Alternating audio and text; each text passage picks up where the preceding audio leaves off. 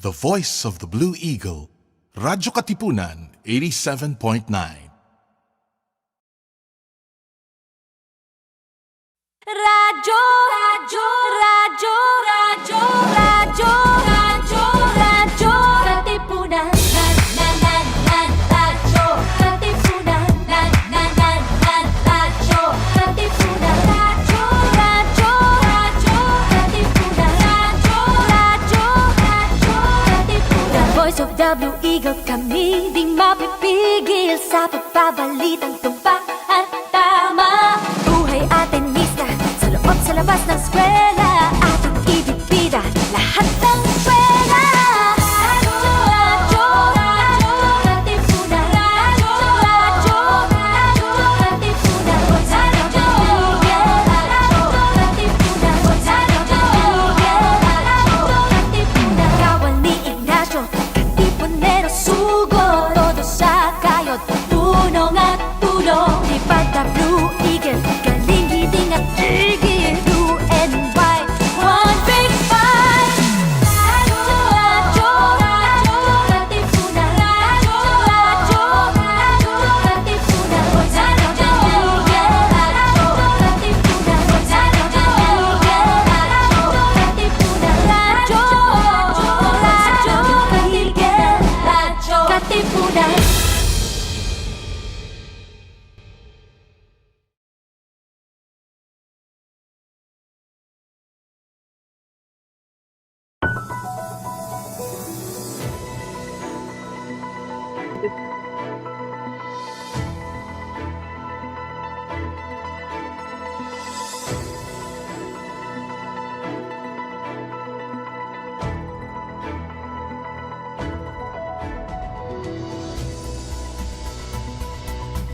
Good afternoon. It's Joby Miroy on Thursdays, our science and society, technology and society show called RK Ask with our regular panelists. Happy New Year to our, of course, Dr. Butch is an Athenian, and Dr. Vallejo is from the UPI, right? Yeah. So to Doc Butch and Ben. We want to greet our listeners who are probably so eager to hear from us. Happy New Year. Happy New Year, guys. I'm glad to be back. Glad to be back here. And New Year, new hope. Sana, no? And new normal na. Sana magbalik tayo sa normal kayo. Feel that hope. There are some updates which I can give you later. So Happy New Year to everyone. All right. So that's what we're looking forward to. And then the controversial Dr. Vallejo. Say Happy New Year to our friends on Radyo Katipunan. Okay, Happy New Year again to to the listeners of Radyo Katipunan. It's 2021. Very interesting year. Marami tayong challenges. But I think with everything we have to stay positive in all senses, but kung virus ang pinag-uusapan, negative. Negative. All right. So we're all on vacation now, no? So we're on vacation in the Loyola schools, and I think you're also on a break at the UP Diliman campus, correct? Right. So let's have our update, our COVID-19 update from Dr. Butch. All right. Let me share my slide. Hold on. Let me find there it is. Okay. I hope you can see my slide, no? I actually this is my third radio program. No, I was interviewed with Secretary Andanar at PTV for a while ago, and I gave the very same report. So in this report, this is as of January, I think January 12, no? About 2 days ago. No? Pero halos ganun pa rin naman ang trend. All right. Yeah, so January 12. yeah.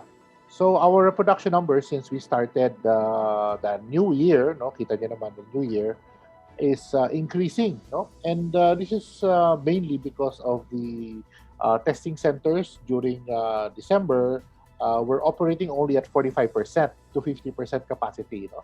So the number of reports which came in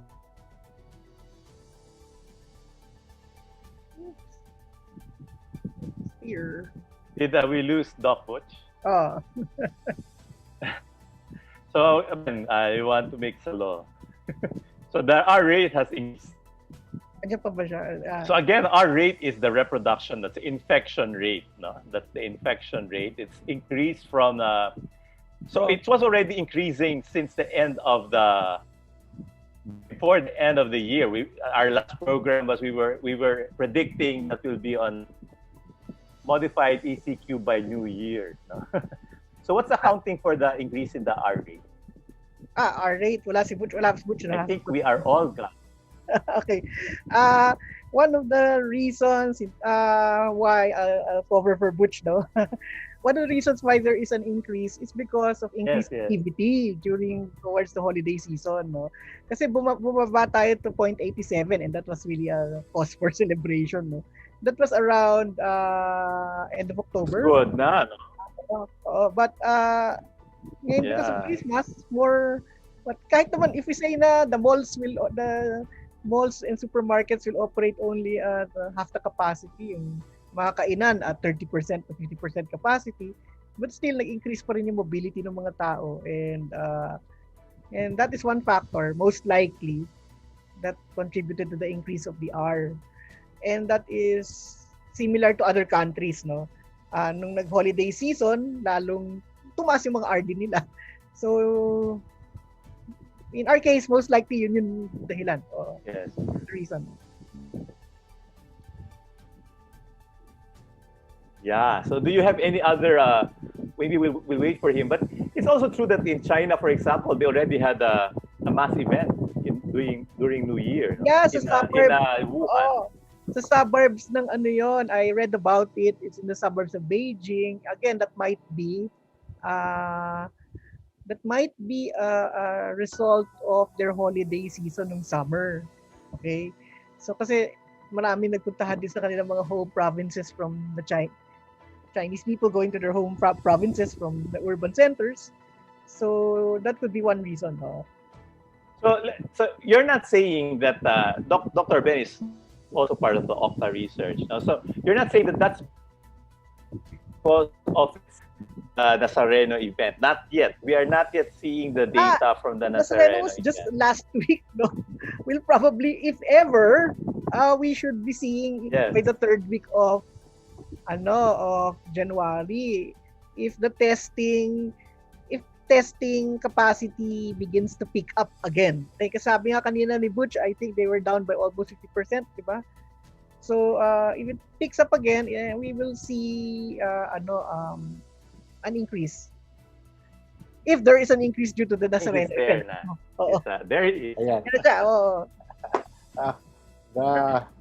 din naman ang new normal medyo mahina. Take it away. Yeah, so I won't share my slides. We're having technical problems.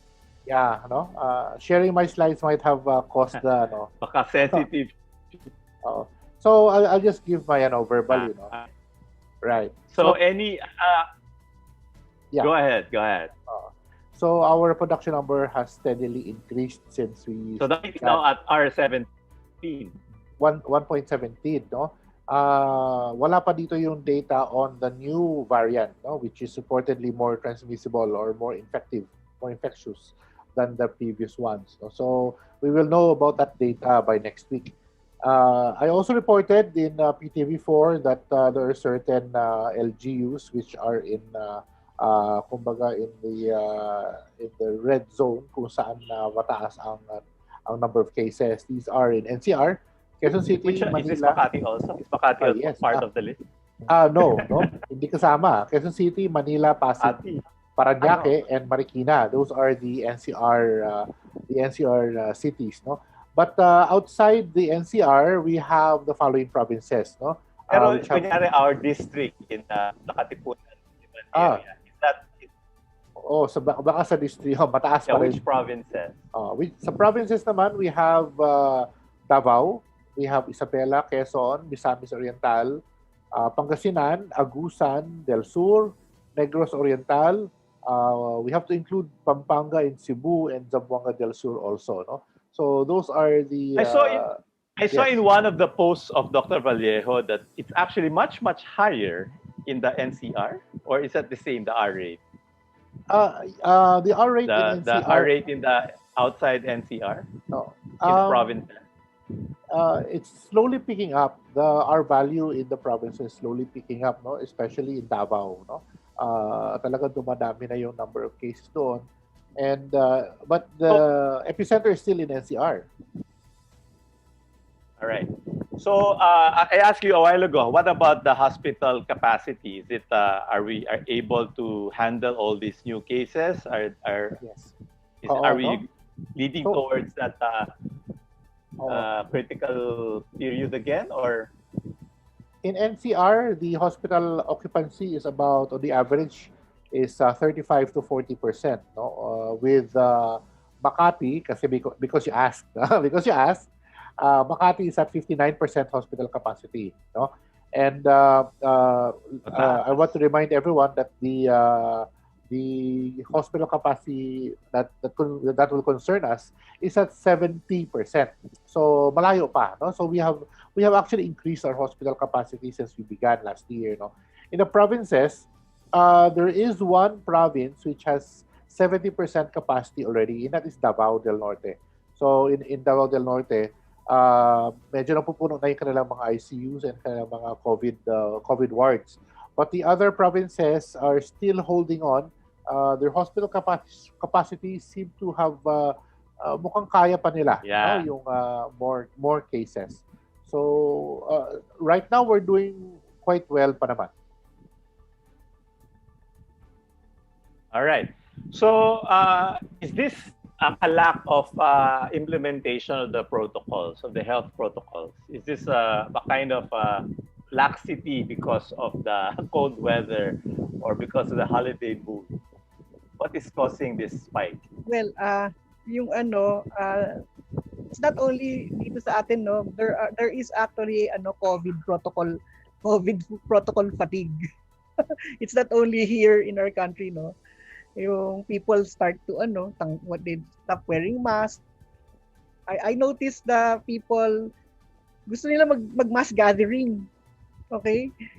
And Without mask. okay, in some, of course, nag-mass gathering ka, nagtatanggalan ng mask, no? Especially there's a so-called COVID-19 fatigue ngayon, that is a challenge for us, no, because Yes. this is the time this is the wrong time to have I wonder if I'm the one that's being cut off. Oo. We have to remind people to still follow the protocols, no. COVID-19 fatigue. Fatigue. Yeah, that's true. It's not only here in the Philippines, no, even in other countries. So and the result of that will be higher infection rates. no, that would cause an increase in infections, no. I keep on telling. So if there's fatigue in following the rules, it's just like somebody who is yeah, kasi remember, Yes. mobility plus relaxing the yung mga what we call preventing infection protocols equals a higher infection rate. Now maybe we can have mobility but maintain even stricter personal protocols. Yun ang that's what I advocate, no? Kaya maybe some people read my rant on Facebook. Sabi ko na when you post yung pictures nyo na mass gathering without mask, that's a bad example. If you're going to meet in a social context, make sure you have mask, no? Diba? If you can't avoid it, then if you can't avoid a social gathering, then might as well have the mask and maintain the physical distancing. No? Right.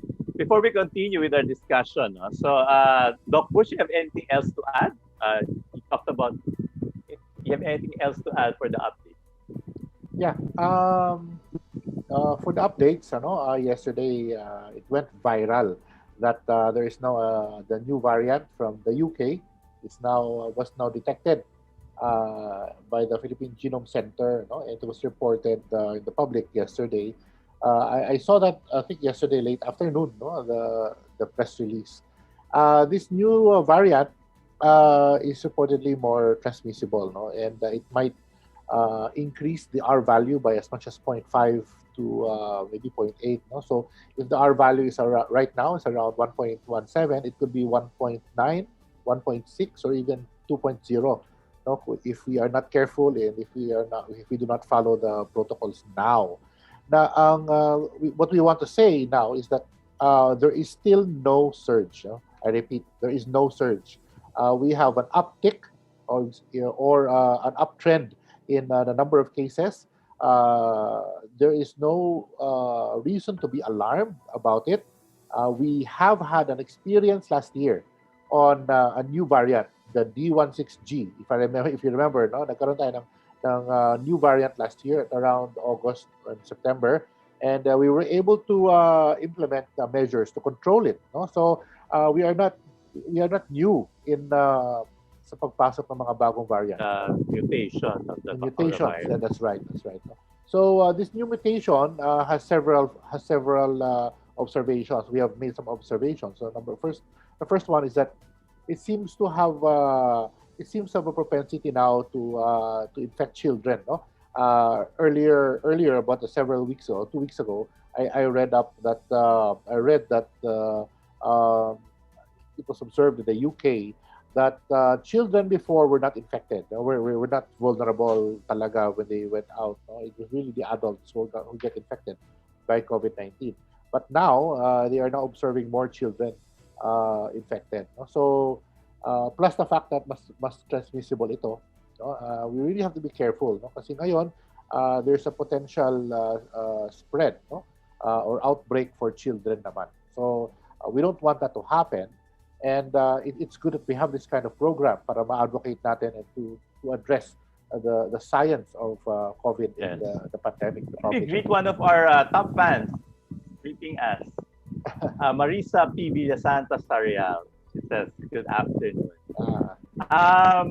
So anything else, Doc Butch, before we go on to our discussion about what we can do in relation to this new variant and as well as the possible surge? Yes, no? Anything else you want to add to that? Yeah, there's one more, no? Despite the presence of a new variant here in the Philippines, the variant came from a man who flew in from UAE, no? Last January 7th. No?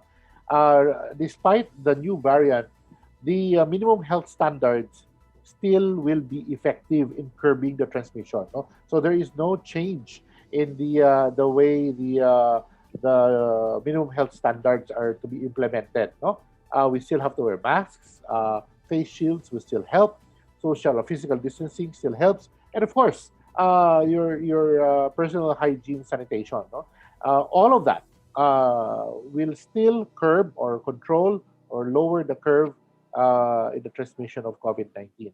So even though there is a new variant, I'd like to repeat ka lang talaga, no? If I may, even though there's a new variant, the minimum health standards still will be effective.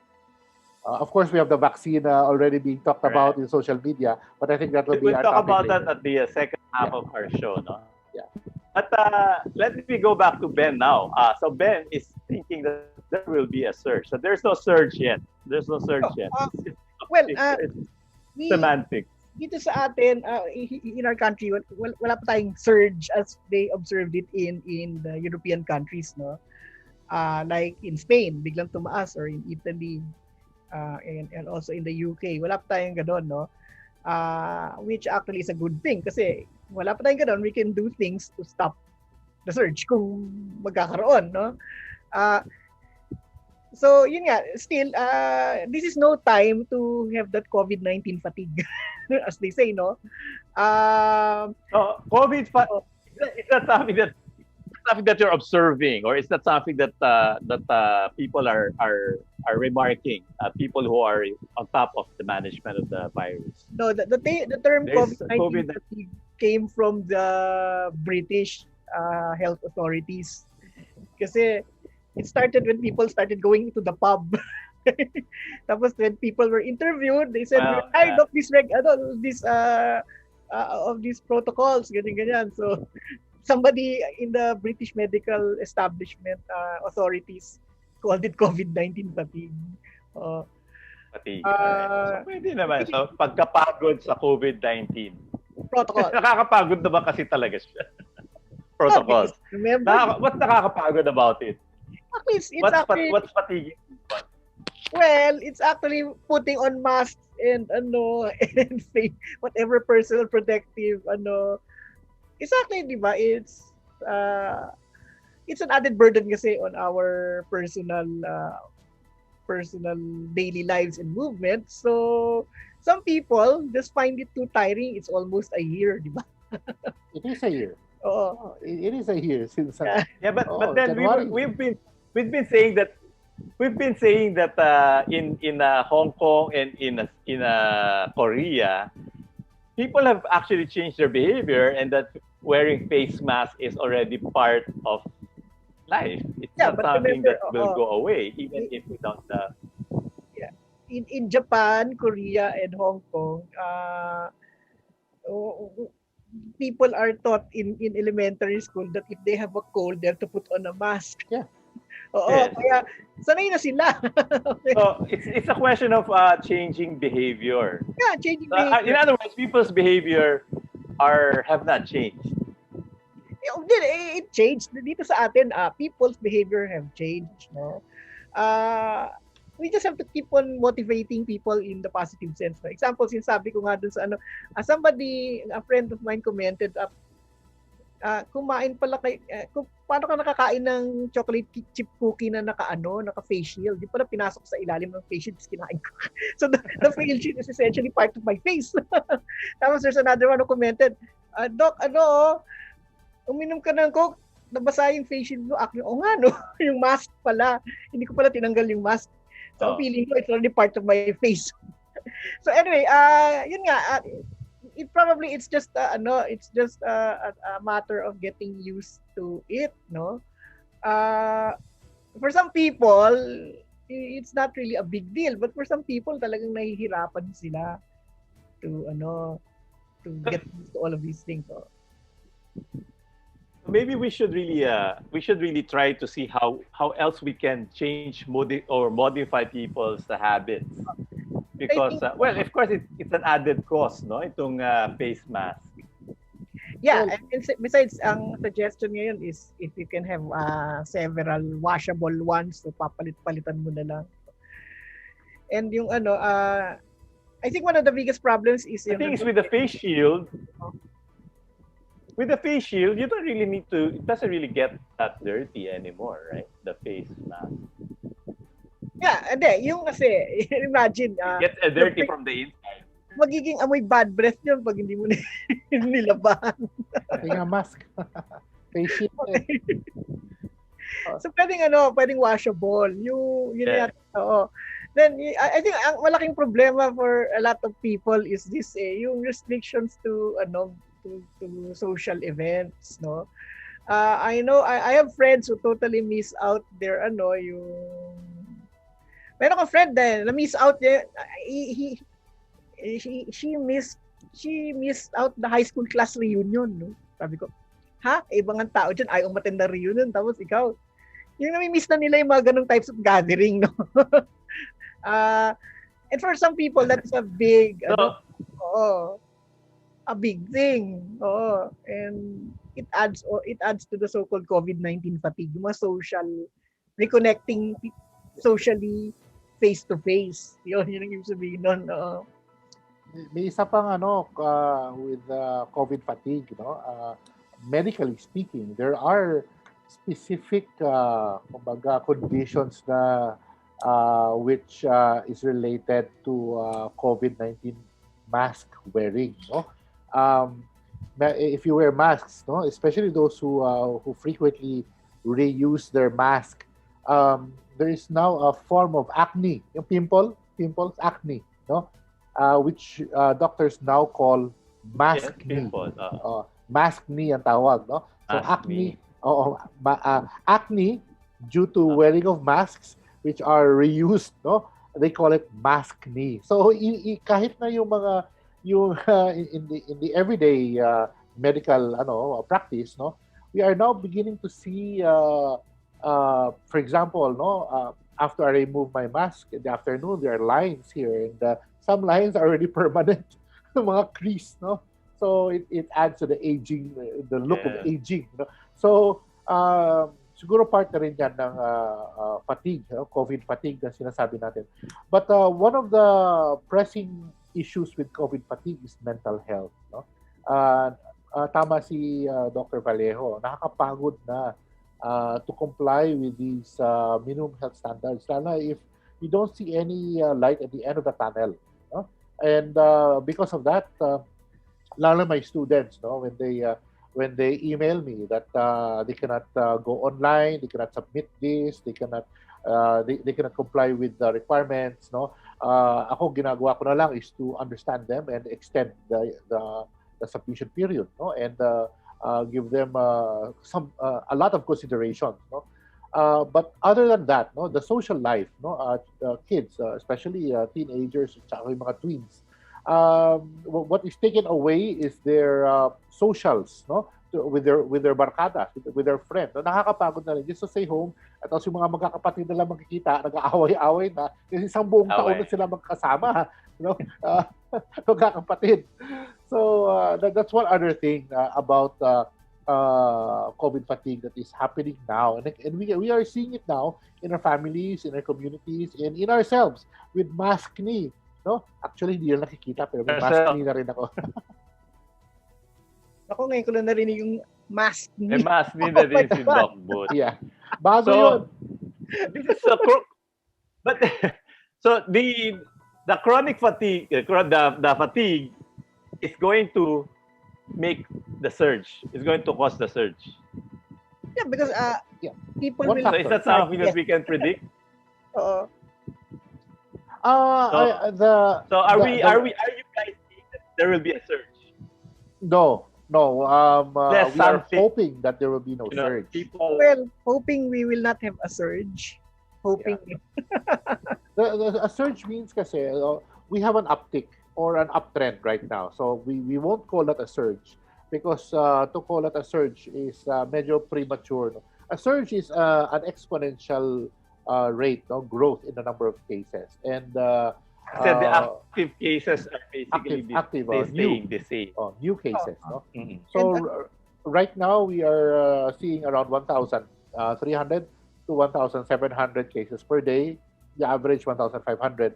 Kapag nag 2,000 and up a day na yan, no? As we were saying before, you know, the management requires a kind of alarm, and yet also that doesn't lead to panic. So how do we manage that? How do we manage this? That we don't wanna make people feel like everything is the coast is clear, no? Na okay na. Well, we don't want people to think. How do we manage the situation now that we're already a year into the pandemic? It's important that the science must be communicated well, and the updates in science must be communicated. We must always give hope to the people. No, we cannot just give up. No, kailangan talaga media, no, and the government, no, and media should help in motivating the people. No, tama din ginagawa nila ngayon. Keep on advocating the minimum health standards, and now there's some light at the end of the tunnel with the vaccine procurement, no? So with regards to mental health in the psyche of the people right now, no, tama-tama lang naman din. 1 year later, we are now talking about procurement of a vaccine. So a rollout of the vaccine, and the first rollout I believe will be in February. The first one, and I heard that in the news. The Philippines. Philippines, yes, in February. So, but that will be given to frontliners and the vulnerable sectors. All right, so let's talk about the vaccines now. So, what's the real deal about the vaccine? Right now, Are you guys into an information that we're not getting on from mainstream media? No, okay. okay. Vaccines, no, Go ahead. Si Ben na muna, si Ben muna. vaccines, there are several, I think there are about 9 na may approval Wala na tayo from lakas. various countries around the world. No? 9 have gotten regulatory approval from many countries. No, may website na Vaccine Tracker. Maybe our listeners would like Google Vaccine Tracker. Makita niyo dun yung list ng mga vaccine status nila ngayon, kung anong vaccine na nagkaroon ng regulatory approval. But the important thing to note Team is tracker. tracker. Oo. The important thing to note is this, no? There are many different kinds of vaccines in the terms of how they were made, no? First, yung mRNA, di ba? And then the inactivated virus vaccines, di ba? And the one that has using a cold virus, they genetically engineered it to be a vector for the protein that will cause the immune response for SARS-CoV-2. Okay, so those are the 3 general types of vaccines. No, now each of them, they have their own advantages and disadvantages, and that's the important thing that people perhaps should ask their It's really doctor. unfortunate that People should ask their doctors which vaccine is the best for me, di ba? Now, I think ang malaking concern is yung binabalita na may namatay, may nag-allergy, naglanding sa ICU after being vaccinated. I tell friends and colleagues na lahat naman ng vaccines may ganyan may mga ganyan mga reactions, no? But they are very, very few cases, no? And magtaka tayo may nilalagnat nga, di ba? Pag nagpapakuna. And normal yun. Ibig sabihin yung immune response na nag-work, no? Pero sabi ko nga, matakot kayo pag nagbigay ng vaccine tapos walang effect. Wala man lang tayo mabalitaan na na nagkaroon ng some reaction to it. Ibig sabihin that vaccine probably isn't working properly, no?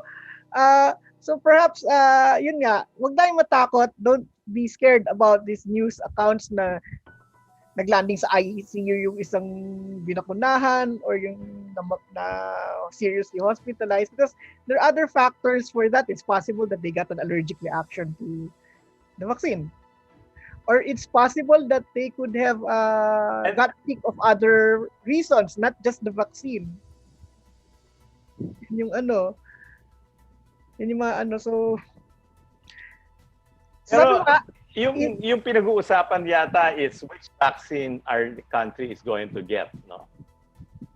Yeah, that's a decision of the health authority. Do you have more information on that? Yeah, but the thing is the health. I was asking Butch, who's Yeah, no.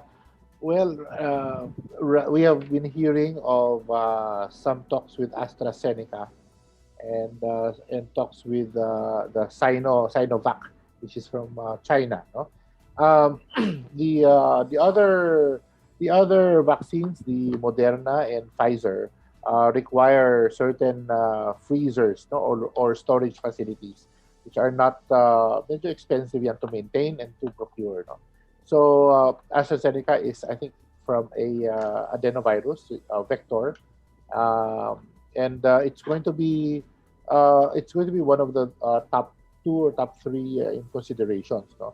And I think that's what the LGUs are talking about when you see in the news, no, that this certain city has procured or has gone into talks and contracts with AstraZeneca in the procurement of a vaccine. So yun ang pinag-uusapan ngayon, no? And just this morning we were talking about Sinovac naman, which is the one also being considered in the Philippines. No? So these vaccines are, both of them, I think, are more attuned to our climate and our local conditions, which is a wise thing to do. rather than go for the mRNA type, which require below freezing below freezing temperatures to store and to transport. Uh-huh. So, pero the effectivity is not the same. The Sinovac is less effective. The only Sige. 50%. All right. I'll explain what the effectivities are. No, in general, if we lump them all together, the effectivities range from 70% to 98, 97%. No, there are other vaccines which report less effectivity. That's why they're not being considered. No, in the Philippines or in the WHO, 50% and above effectivity is acceptable. So kahit 50% acceptable na yan. And we do have some vaccines already in use which are at 50% effectivity. And one of them is the measles vaccine. No? Yung bakuna natin for measles is quite a low, mababa ang effectivity niyan. No? So we're talking about now on the average and 70 to 80% kung average natin yan. That's good enough to acquire herd immunity. The question now is how many or how much of our population should be immunized to get herd immunity. We need to get 60 at least 60 to 80%. Medyo wide ang range kasi hindi pa natin alam talaga yung behavior ng vaccine. No? Sabihin ng 70 to 80% of our population must be immunized to get herd immunity. So that's a lot. Ilang million tayo and we need to get 60-70%. It will be more than one vaccine. So it seems that there will be more than one vaccine that we need to procure. It really depends on the FDA. It cannot be just one kind of vaccine. It depends on the FDA. Regardless if it is Pfizer, Moderna, or AstraZeneca, or Sinovac, the point is people should have antibodies formed against COVID-19. All of them, all the vaccines, whatever brand, as long as it's be above 50% effectivity, you will produce antibodies. So kahit na in this province, sa NCR, Sinovac. Sa, let's say, Mindanao, it's AstraZeneca. Kahit na mixed yung use ng iba't ibang lugar, we will still produce herd immunity as long as 60 to 70% is immunized.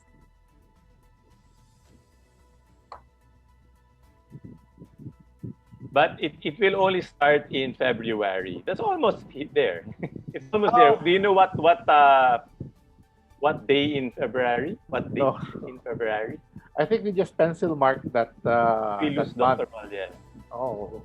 Ewan ko, baka si Ben, alam niya kung ano yung mga date. I think Ben is gone.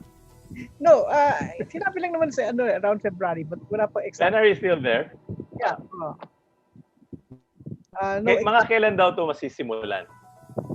Well, di ba the workers should get it by February, then the other groups of people at risk will be in sometime in after July, and the rest would be towards the end of the year. That's another thing that we need to that we should be aware, yung we cannot be vaccinated all at the same time. Uunahin muna yung mga at risk, and these are the frontline health workers and the senior citizens and other people with comorbidities which their doctors will advise, Then the other ones are the people in the service industries, And in the service industries, probably including the teachers kasi humaharap sila, okay? Then and the last are the rest of the population. Yun yung in other countries ganyan din yung ganyan yung kanilang similar strategy. Like in the UK, inuna muna yung senior citizens in care homes. Okay, sila yung nauna. Remember, the first person to get it was a grandmother. Diba? It was publicized with the British government, And the rest will follow. Okay, ganun din sa atin yun. So, yung mga bata hindi babakunahan? Wala pa mga, sa guidance eh. Wala pa sa guidance ng ng mga health authorities, even worldwide. Hindi pa yata in-include yung mga bata sa Because So, at the moment, in reality, oo. itong si Doc Butch will probably immunize, one of the first ones to be immunized, di ba? Yeah, as a frontliner Doc and Butch? as a healthcare professional, I expect to be one of the first to be immunized. Don't worry, I will tell So you Doc what Butch should happens tell to me. us, we should have a exclusive coverage of your immunization. I can have it videoed, so we can show it here at Radyo Katipunan. And I'll give you a blow by blow account on how I feel, if there's some itch already. Pero sabi nga ni Ben, I expect that there will be some reactions. In fact, tinurukan ko si Dr. Vallejo ng flu. Kinabukasan, nagkasakit. Hindi naman sakit yun. I just felt bad. But that assured me that his body is reacting positively to the vaccine, sa flu vaccine. Which means I don't have any immunity to that strain. So if we have a COVID vaccine rollout this first quarter to second quarter this year, it is actually part of the role of the government to advise people na normal yan. If you get sick after vaccination, let's say the vaccination site, yung injection, biglang naging namula, namaga, that's normal. That's normal. Hindi yan fault ng nag-injection, hindi yan fault ng vaccine. Parang It's your body nagpapasa, reacting. diba? Yeah, it's your body reacting to it. All right. I saw that the Singapore Prime Minister has already been vaccinated. Donald Trump hasn't been vaccinated. Pope Francis will be vaccinated soon. So let's go to the other question. Is there greater receptivity to scientific advice, to science advice in government now, or not? Are they more receptive now or less? Ngayon, Dr. okay. Dr. Ben can answer that. Did I just get Science advice on the COVID-19. I think people are more aware that we need science to deal with the whole problem. And also there's some good news. Example with so people SARS understand it variant. more. We discuss yung ngayon people realize that we need to immediately sequence the virus to find out what kind of variant it is, kaya dapat matuwa tayo na the Philippine Genome Center, which unfortunately was the target of unfounded criticism in the past, bakit daw wala daw nila hindi daw masyadong visible, okay, but now the Philippine Genome Center immediately was able to sequence the virus within 2 days, and that's actually a standard anywhere in the world. Ibig sabihin, our genome center has a capacity to sequence these viruses in order to advise the government what will be the best way to deal with the virus. Okay? So Right. na-sequence ka agad. So alam na natin kung sino yung yung traveler na yon na coming from a flight from, I think, saan ba siyang galing UAE. UAE. Dubai. So alam natin kung anong variant yon na quarantine siya kaagad, di ba? Nalaman din na kung sino yung possible na contact niya sa plane. However, our problem is Right. we need to Butch, can you hear me? Yeah. Yes. Contact tracing. We have a question from Father Nono Alfonso. He's watching. Ilang buwan ang bisa ng bakuna? Good question. press the loop. That's a good question. Okay. The effectivity of In the 2 vaccine. years. No, not 2 years. No. We can base that on the antibodies found in post-COVID in COVID survivors. They did a study last year, no, on the presence of antibodies after surviving, after being discharged from the hospital, and they found out that you have immunity for about 3 months. No, that was last year. No, and I read this year, just 3 months. recently in October, it was published that you have protection once you have survived COVID. You have your antibodies present up to 5 months at least now, no? 5 months. So we can safely say it's about maybe 8 months, maybe 8 months, 8 months. to 10 months. No? That means that a COVID months. vaccine, that means a COVID vaccine must be, Best scenario na yon. ibig sabihin na yung COVID vaccine must be given once a year. Parang flu vaccine yan na once a year binibigay, no? But that's not the point. Parang The point, vaccine. the point really is right now we have a pandemic, no? And to control the pandemic, we have to have herd immunity now. No? Whether we have an annual COVID vaccine or not, it's hindi pa pinag-uusapan yan. Ang pinag-uusapan natin is the present. No? We need to have 80% of our population protected for 1 year all at the same time. All at the same time. No?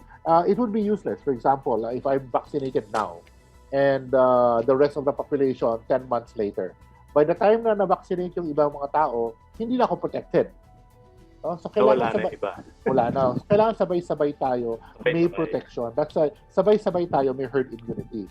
That's the whole point of the herd. No? Yung society natin. What consider the herd. what is the sign that the vaccination program is working? Well, the R What value will be should. what We have several indices. One of the indices are the R value, the reproductive number. We have the positivity rate. That's, right now, yun ang tinitingnan ko, yung positivity rate. And the hospital capacity, the utilization of hospitals. Those are the top 3 indices which I will base my analysis on if the vaccine is working or not. No? Per LGU, kung nakikita natin na kumukonti na ang na confine, then I would say that the vaccination program there is working, as well as their monitoring and advocacy in minimum health standards, no? yung kanilang enforcement. So it's a total package. Alright. No? Kahit So, na meron tayong vaccine, we must still adhere to the health standards. Now, if we start in February, mga kailan magkakaroon na ng herd immunity? Once you're vaccinated, you have around When do we predict that herd? So once you're vaccinated, you have around several days to about 2 weeks for your antibodies to form. No? Why do I say 2 weeks? The basis of that is a 14-day period or incubation period of 14 days. No? Ibig sabihin, your body will start to produce antibodies as early as around a week and a half after your vaccination, and you are going to have full immunity, or your antibodies will be formed after around 14 days, and it will last for around maybe 10 months at most, I think. So sabihin na natin to be safe. So Father Nono has a follow-up. So he says 8 months to vaccinate 60% of the population to achieve herd immunity. So is that what it means? If it has an effectivity of 8 months, 8 months to Ideally. inoculate 60%. Ideally, kaya lang, 60%. yes, but there are But strategies. it's not like Yeah. we can take our time. No, yeah. Once the vaccine, It's not like we have the time in the world to vaccinate. No, we don't. Once the vaccine program is rolled out, it should be continuous. It should be a massive program. No? What we can do, actually, maganda nga na medyo archipelagic tayo. When you roll out a vaccine now, no, we can roll it per province or per region. No? Let's say Luzon muna, edi close the borders muna sa Visayas and Mindanao. Diba? And then after about 4 months, Visayas naman. Close muna yung Mindanao. And then next is Mindanao na. So slowly, we don't have to have to wait for 8 months, no? Or kailangan within 8 months. Pwedeng longer as long as we control our borders and the movement of the people. Sa US yata, it's 1 million a day in 100 days. You know, So that's 100 billion in 100 days. you know, this morning after my interview with Secretary Andanar in PTV4, no, a lot of people were calling me up. Yung mga mayor ng mga LGUs na kilala ko were calling me up one by one, and they said, Butch, kaya ba talaga i-roll out ang vaccine program? We are a class 4 municipality. Aabot ba sa amin? Tinatanong sa akin. Sabi ko, we need to have a concerted effort, no? The government has to have a program to reach the lowest municipality up to the class 5 municipalities swiftly, no? Kasi vulnerable din naman sila, no? With very poor health. Because it won't make sense if others don't get vaccinated, right? Yeah, we must have herd It won't immunity. make sense. Yeah. But does it make sense that, say, in Davao it's more infected? Should it be first on the list to get immunization? Pwede. Or Yeah, let's say pwede. NCR? I think hindi naman NCR lang ang nagko-consider to be one of the first ones, no? As you may have already read also, many LGUs are talking already to vaccine manufacturers one by one, and meron silang, of course, they have non-disclosure agreements. Pero nababasa natin sa dyaryo saka sa social media kahit Alright. may NDA sila. Pero yeah, yung mga top Alright. hotspots. So, Father Nono has another question. I don't know if you can see it on our. He says, survey percentage will refuse to be vaccinated. Refusal? Is there a survey? There's a survey.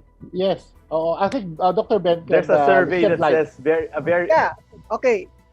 I think under our present system, no, I think a vaccination is voluntary, no. I don't know if we have a law declaring a national health emergency na maybe somebody who's more familiar with the law can enlighten us on that, no. Because during the American colonial period, if you cannot, when the Americans first occupied us, one of the first things they did was to vaccinate people against smallpox, no. And it was you can go to jail nung panahon na yon if you refuse to be vaccinated from smallpox, no. Vaccination then was military ang approach, but now of course it's no longer like that, no. So parang technically you can choose not to be vaccinated, eh. Di ba? Unless you are working for an agency that requires you to be vaccinated, no. So sabi niya 32% lang daw ang gusto magpabakuna. I think and that would be that's a very serious concern, no, kasi the Philippines, based on the 2018 survey of sa School of Tropical Medicine ng London, no, the Philippines has a rather low vaccination compliance rate, compared to other countries in Asia. Okay? 32% tayo. Actually, do sa London study, it's around 35%. So I'm not surprised that 32% itong kinote ng media. Ang lapit siya do sa 35%. Compare this with other countries in our region, like Indonesia, it's substantially much higher, 60% ang compliance rate nila. Ang tanong, bakit tayo 32% lang to 35%? Is it cultural, or people just don't trust their health authorities? Or is it religious? Who knows?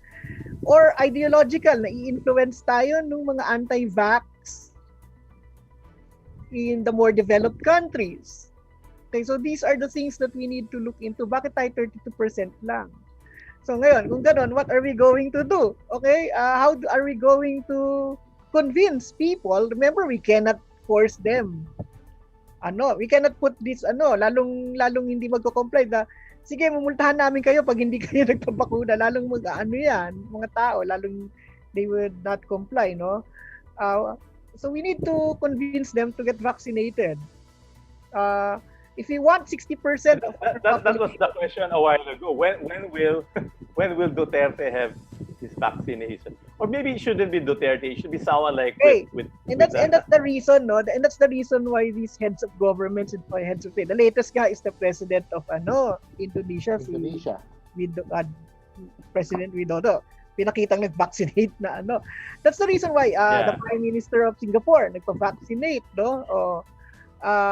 And the President-elect of the US, si Joe Biden, is to set an example to the people that that we should all get vaccinated, no? Yun ang Maybe it should be someone like Cardinal Tagle, Father Nono, who will be vaccinated. Or someone like maybe Father Nono should be vaccinated. Father Nono, you should have your vaccination. So that's a question that is part of, I guess, your job, no, as science advice, so that the more they see that people trust it, because that's what trust does, diba? It's communicable as well. So okay, let me end with a few. Go ahead, Ben.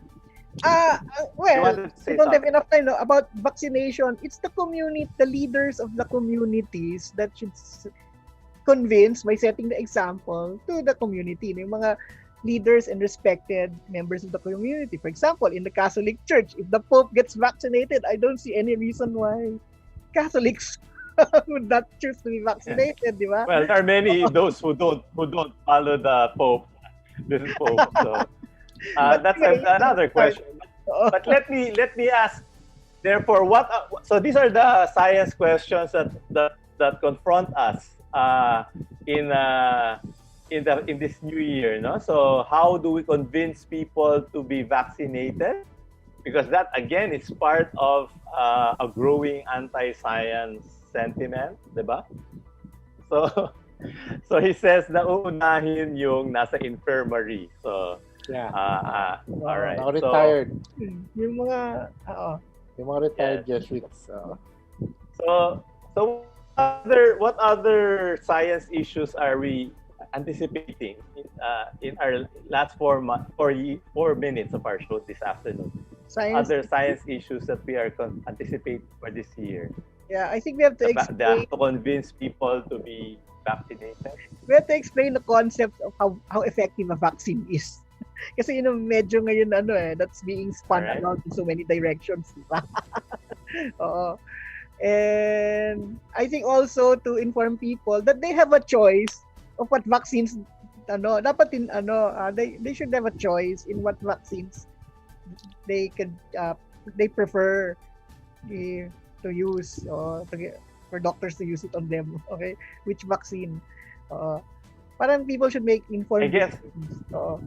Then the other one is the COVID-19 fatigue, no? That's a mental health issue, but that touches also on the way we communicate and implement the protocols. So that's a very important consideration as well. But that's the next pandemic they're saying, the mental health issue pandemic. What about Butch? What science issue are you anticipating for the first quarter of 2000? One is related to foreign affairs, COVID and foreign affairs. No, we might not be able to understand fully what the vaccine is, and we do have a choice kung if we want to be vaccinated or not.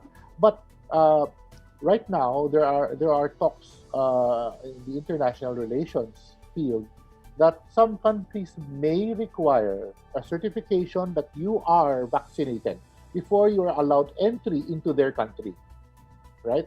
So even if we don't want to be vaccinated and you want to go to the US, for example, or to the UK or wherever country which requires you to have, let's say, a passport, certification that you are vaccinated against COVID, you might have to be vaccinated, especially if it's for business. No? So please do. I was walking a while yesterday, and I usually pass by the Saudi Arabia embassy. Ang daming pila doon. Ang daming rin nakapila. I guess, are we letting people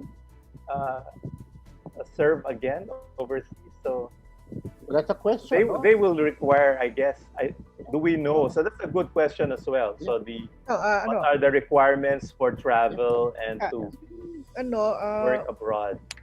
it's just I think based on the news, no, yung requirements of governments for travelers to get vaccination, it's just a proposal. Wala pa talagang implemented policy. What has been Wala pa. implemented is Alright. the before you travel to certain countries, kailangan nagpa-test ka for COVID-19 and you are negative. And then you get Yun talaga ina-apply quarantine. nila ngayon yun. Oo. You get quarantine for 14 and days. Yung That's- having a so-called vaccination passport is it's not really a new idea, no. During the 1950s, 1960s, no, you cannot travel to another country if you don't have that yellow booklet from the World Health Organization saying that you were vaccinated against smallpox. So we're going back to that Tama. kind of world. All right. So apparently we began with a slogan 2021 with science wins. So hopefully science wins 2021. So that's our show this afternoon this week. So you want to say say farewell to our viewers, Doc Butch and Doc Pen? Yeah, I'll start first. No? Well, I'm glad to be back, and I'm glad to be in front of all of you again. And science must win 2021. No, parang election yung slogan yun. Right. Science must win. Please, Science must win. Yeah, please understand the science of this pandemic. It will help you decide on the vaccination program if you will be vaccinated or not. Hopefully, you will be convinced. No, because vaccination has saved the lives of millions since it started with smallpox, with measles, with rabies. No, perhaps half of us would not have been alive now talking to you if not for our vaccination program, which our grandparents had. Right? So please keep abreast of what is happening around us. All right, Butch, nice seeing you again. And Ben. Okay, again, thank you again and Happy New Year to the listeners. No? Keep on following the protocols, please. No? Lalo na ngayon, if there's a new variant, the more that we should keep to the protocols, wearing masks and face shields and having physical distancing. Okay, I know it's a little bit hard. Ang tagal-tagal na natin ginagawa to, but I think there's light at the end of the tunnel. The vaccine is there. But I think we still need to a little bit more wear this mask, no, until we get that herd immunity that will allow us to resume our more or less normal lives. All right. So science must win, and then love wins. All right. So see you next week again, guys. And Happy New Year. Thanks, Father Nono, for the questions. Maybe you should join us next week. Yeah. All right. Bye-bye. Bye-bye. That's our show. Bye, guys. That's our show this week.